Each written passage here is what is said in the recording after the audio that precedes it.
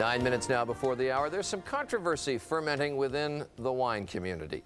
At its center is an economist who claims he can analyze fine wines without ever smelling a bouquet or savoring a drop. Good Morning America's science editor Michael Gillen met with him recently. In many ways, wine tasters are a lot like movie critics. Their opinions, though highly subjective, carry a lot of weight in a multi-billion-dollar industry. To give you an idea, these brand new 94 wines won't be ready to drink for several years. In the meantime, wine tasters aren't waiting. They're dipping into these new blends and sipping them. Now, their reviews are all important because they can affect the price and popularity of a new wine. The question is, are they reliable? Not according to Princeton economist Orley Ashenfelter. He thinks all that guesswork is so much hooey.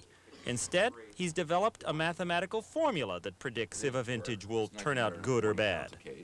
And the 62 is 561 pounds a case, and the 63 is 175 pounds a case. Why did you even get involved in this? I mean, you're an economist by training. I got involved because I like good wine, and I was trying to find a way to buy better wines on my budget.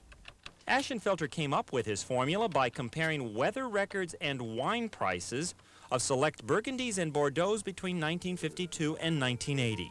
The best way to predict how a wine will turn out, he discovered, is to look at the weather that produced the wine's grapes in the first place. In particular, winter rain, summer sun, and autumn rain.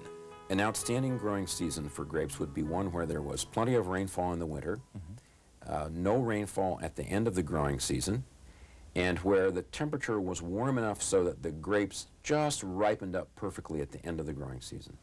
Ashenfelter invited me to put his formula to the test.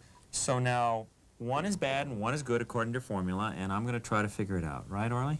Okay, this is a 72.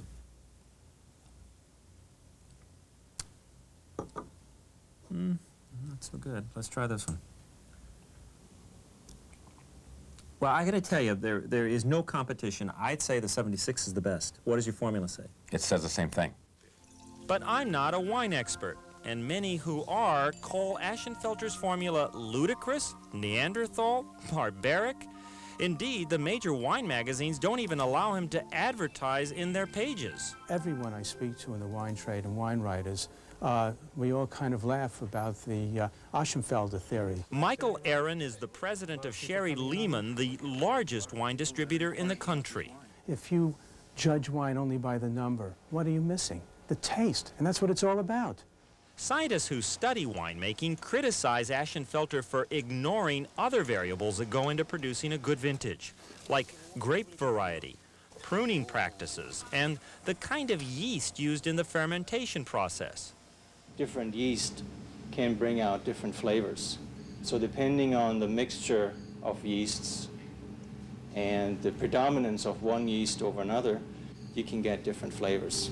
Even though wine experts don't like Ashenfelter's formula, it might be just sour grapes, because they tend to agree with his conclusions. The one major disagreement? The 1986 Bordeaux. They are really mammoth, important, gigantic wines. And I say they're average quality wines, and that anybody who buys them now is going to be sorry. Who's right? Well, it'll be a few years before the vintage comes of age, but Ashenfelter says he's preparing to celebrate with what else? A nice bottle of wine. I would like them to honestly judge the quality of the wines by the way they taste, and when they're wrong, acknowledge it, and if it turns out I'm right, be good enough to say so. All right, it is 5 before the hour. We'll take a commercial break. Good Morning America continues. Stay with us.